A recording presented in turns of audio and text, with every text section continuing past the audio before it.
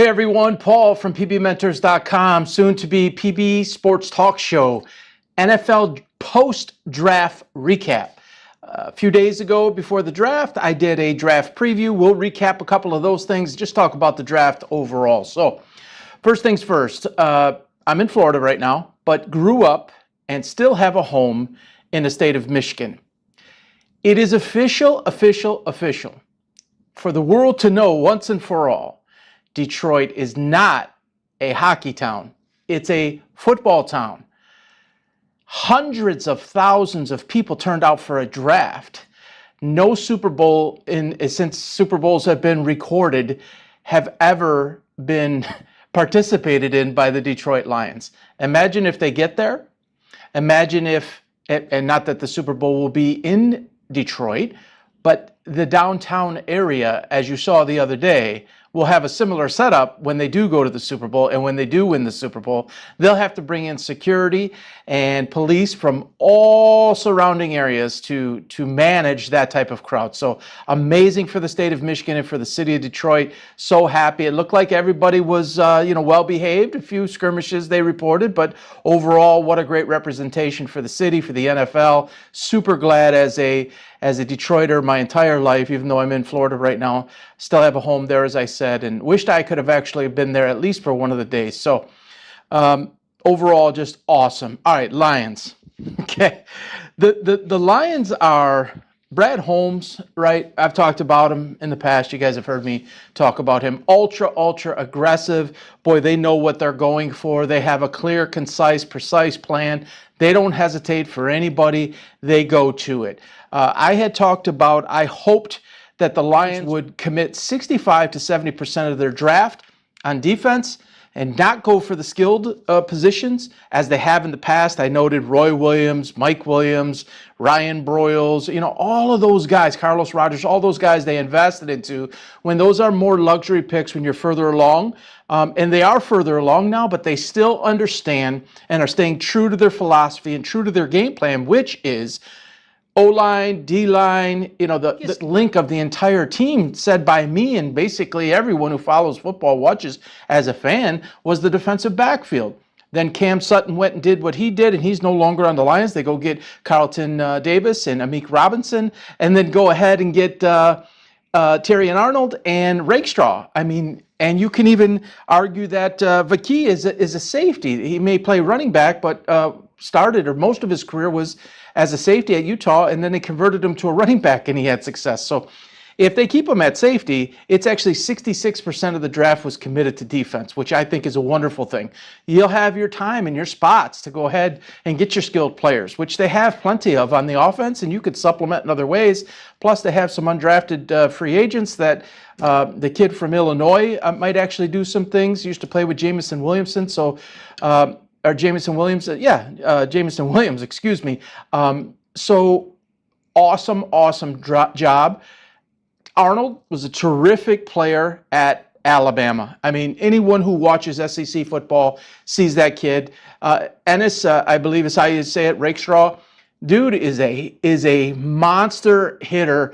You will feel this team. They can cover, they can hit, they can stretch the field. Even though Rakestraw is not really known for his speed, they got guys now that can protect that back end, and they'll get to the quarterback. But when they don't, you don't have to worry about the ball going over the top like you did last year and in so many years past. So really awesome job. And I love Brad Holmes and Dan Campbell's enthusiasm, their emotion. I think that is just absolutely critical in coaching. As a former coach, I coached it that way. It's contagious. It leads to, especially when you have an opportunity to bring in like-minded people that buy into it and have that same character and that same emotion, it translates onto the field. So let's talk about a couple of the picks here beyond those two.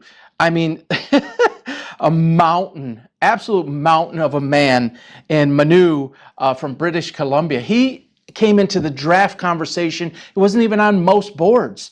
But this kid translated at the very end, and some put him at the end of the board, and they feel like they really got a developmental project. He's like 6'8", 350, has all the tools, all the skills, but relatively new to the game, played in British Columbia, didn't even really play college football, and they believe that they can work with him. So really a good get there. McKay from LSU, small guy, undersized, but had either the top three anyway, fastest 10-yard shuttle or sprint off the line for all defensive tackles. Wore the number 18 at LSU, which is a special number that they give out for best leaders on and off the field. Again, another character guy for the locker room. And you're not just building, I mean, you got to have talent. You're not just building guys who are character for the locker room. This guy could really play. And I watch SEC every single week, and this guy can flat out make plays. So much value that they got. There were guys available at way past their projected number, and the Lions moved up and got them way past that projected number. So if you're talking value and playing the board as it comes to you, yes, they saw these guys sliding, and they wanted to go ahead and make sure to get them before they couldn't slide anymore, and they stopped the slide.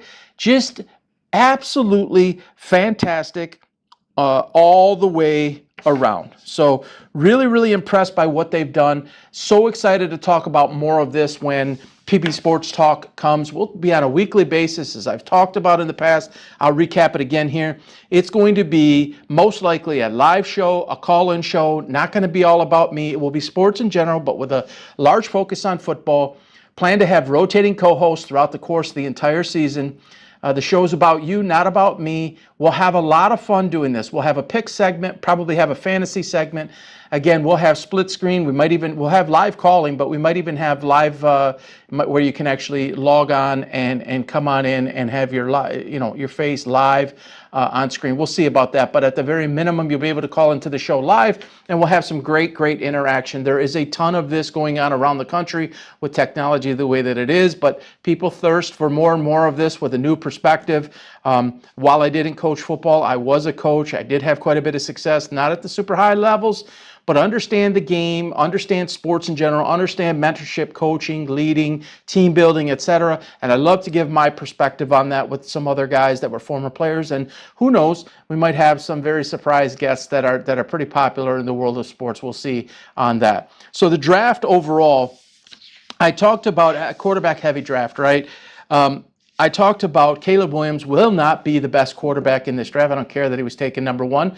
I also mentioned Chicago was loaded. They're more loaded now. Rome Odunze, phenomenal player. Keenan Allen, DJ Moore. They got guys all over the place. That's going to help Caleb Williams, but I don't think he's the best talent in the draft.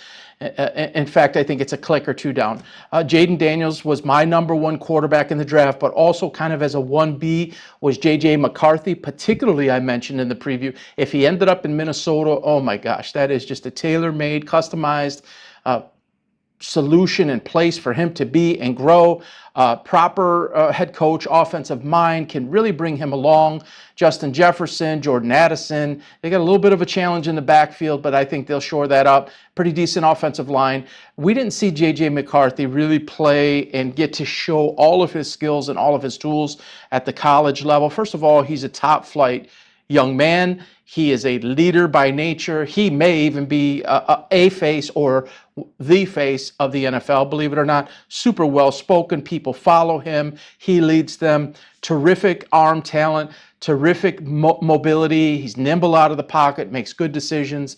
He's got a rocket arm, but I think we haven't even really seen him. And so with the opportunity with those type of weapons and to be brought along, and I know, Sam Darnold's over there now. That's not going to stay, okay? It's just not, but it can be a bridge to let him watch for a little bit, even for a year if it needs to be.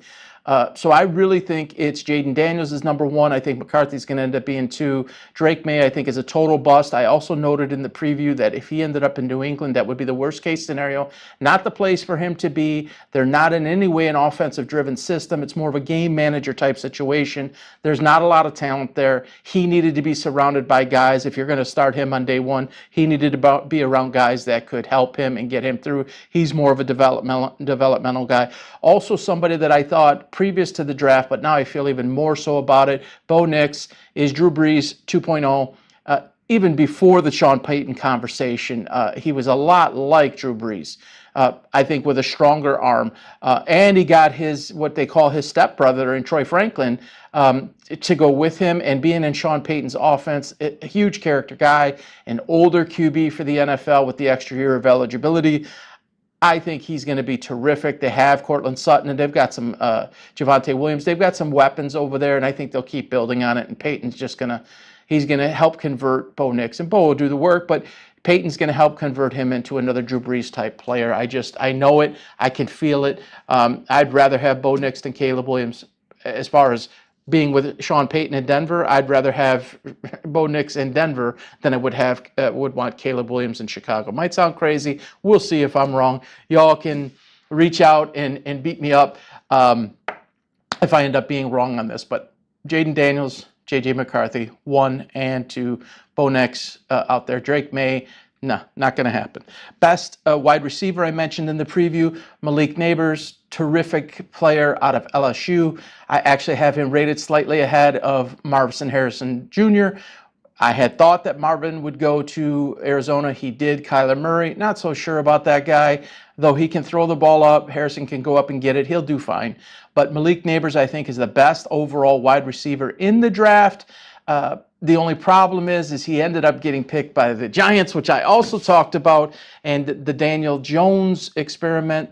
He hasn't had a guy like this, so we'll see how that opens things up. The offense was centered around Saquon Barkley, who's not there anymore, and they have some other weapons over there, Darren Waller and the receiver from Tennessee from a couple of years ago could develop into something as far as Daniel Jones related, but Neighbors is a monster talent. Rome Odunze is also a phenomenal player. There's several wide receivers, very, very deep wide receiver draft. So I think that's the case as far as the quarterbacks. So that's really all I got, except to say I love what the Lions are doing. You see this year after year. There are some people that believe no skill positions by the Lions was a mistake. I'm not one that thinks that, as I mentioned. Brad Holmes, Dan Campbell, that entire team, Spielman, they have now earned the right to take some of these chances, calculated risks by getting value, and then you have the coaching system in place to develop those guys. If you're a Lions fan out there, or even teams like the Cardinals that were bad for so long, that didn't have coaching staffs that could develop players, like a Belichick, where you can take lesser guys, 4th, 5th, 6th, 7th round, and then suddenly these guys become talent. That's you can recognize talent depth in the draft, but it's also that you can bring them into your system. They match philosophically with your system, and then it's coaching from there. So awesome job by the Lions. I love the aggressive nature. It just gives me the chills to watch Brad Holmes going crazy like he did even last year and the year before. He did in the locker room after the Tampa Bay game, I believe it, going in the elevator, not in the locker room, but in the elevator. So I love what the Lions are doing, and I said it 3 years ago. The Lions would be in a Super Bowl within 5 years. I have not moved off of that prediction. It still holds true today. It is documented. You can go on Facebook, time dated and stamped, that I had said that. So close this past year. 1/2 away, right? But I think they are set up to make a run. I don't even think that they're set up just to make a run. This is being built the right way for the long term to have sustainable success. Obviously, you want to get there, but it's not get there and fall apart because you put together a bunch of super high-priced free agents and you can't sustain. These guys are building it through the draft, and then you supplement with free agents from around the league, at a later date. But it's not the core of your team. Your draft is the core of your team. And you can watch the draft preview. I won't go through it again, but 21, 22, 23, and now 24, you look at these drafts, and it's so set up for the future. And then as you need to reload and rebuild on the fly, it can be done because you have your core in there and you have depth. So you're never really out there, needing 2 or 3 years to catch up. It's just basically reload, rinse and repeat type of thing. So hope you guys enjoyed the preview and the post-draft. Again, PB Sports Talk coming soon. as of right now, you could actually find it pbmentors.com for mindset advice, coaching, teaching, motivation, leadership. You can get me there for that. You'll actually see we just put a link up there with the PB Sports Talk navigation tab, and it coming soon. That's being built out right now. It'll have its own site and its own pages and everything so that it is separate, but you will be able to access it through pbmentors.com. You can find me on there. You can book time with me on Minect. You can pay by the minute. Talk about entrepreneurship. If you're a player, if you're a coach, you need help on your journey, happy to do that. Again, log on to pbmentors.com and the link's right there. You can schedule time with me. So till the next time we talk, have a great day, everybody, and we'll talk to you soon. Bye-bye now.